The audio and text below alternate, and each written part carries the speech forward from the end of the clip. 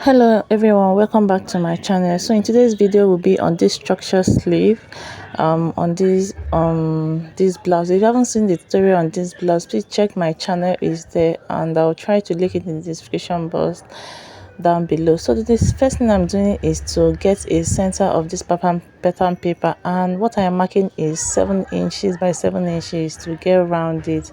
So once I am done with that, I'll go ahead and mark 1.5 inches all around, and this 1.5 inches depend on how the width of the flounce or where you want to attach it to. So I marked 1.5 inches, and this is what the crinoline I'll be using, and this crinoline is 2 inches. So therefore I'll be marking about 4 inches because I'm going to be stitching it on both sides, so I'll have enough allowance. So I'll go ahead and mark a straight line to serve as our starting point for this 4 inches we're going to be marking around, and then I'll go ahead and start marking 4 inches all around. The reason for using this small pattern paper is because I will be needing just a small structured or a small flounce. I don't need it too much, but if yours is you need more, you're going to have more paper, so that you go ahead and continue marking it all around. When you get to the starting point, you continue from the you continue marking your measurement down. And also, if you want to plait yours, please make sure that you have more, that this area is more than your normal sleeve, the normal place you want to attach it.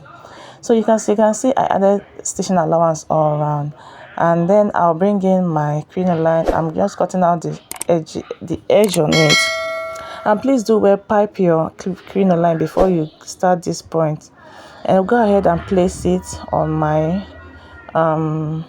fabric, and then I'll stitch it all around. So just like you see me show you guys, please go ahead and stitch yours.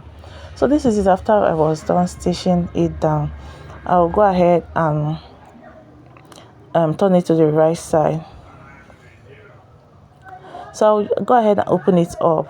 One side of this fabric is my lining, so this side I have the crinoline is my line. Now go ahead and top stitch this the way you see me holding it from the beginning to the end.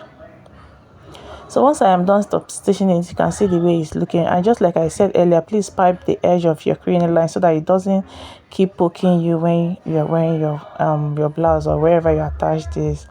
So I'll go ahead and top stitch it at the end, the beginning, at the to close it up. And that's all for this style. So this is what we have. If you're going to be plaiting it, just do well to increase your measurements.